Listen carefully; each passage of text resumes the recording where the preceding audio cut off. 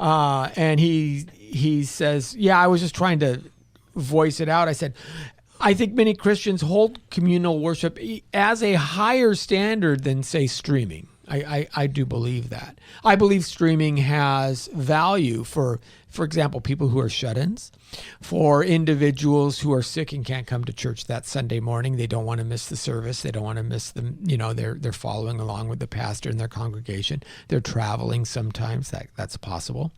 But people also will do a cost-benefit analysis. And while they would hold high in-person worship as a value, they may also say, but, I really want to get my 9 holes in.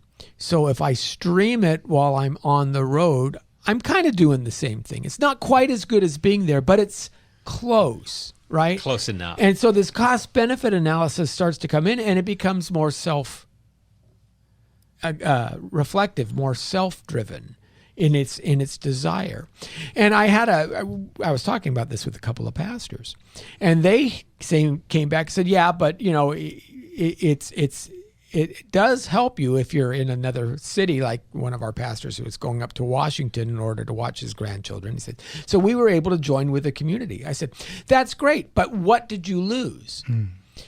Because I remember when a friend and I were traveling and we went to Chicago, and this was, in the mid-'80s, late 80s. And we said, well, we want to go to church. So what did you do? You looked up where are the local churches. And that time we were doing a Calvary Chapel. So what is the Calvary Chapel in Chicago? Okay, it's this place. We'd had taxi drivers drive us there. Turns out it's a house church. It's happening in the basement, right? And we sit down there with 12 other people. And we had an experience that if live streaming was available to us, where we would have just sat in our hotel room and said, okay, we did church, that would have been okay. But we would have lost the value of meeting other Christians who we don't know, who we'll never probably talk with again, and sharing a bond and understanding that the church is broader than just our pastor, our congregation. So there's a social loss there, isn't there? The live streaming actually narrows that experience to only us. Yeah. And so here's the balance. It can be beneficial.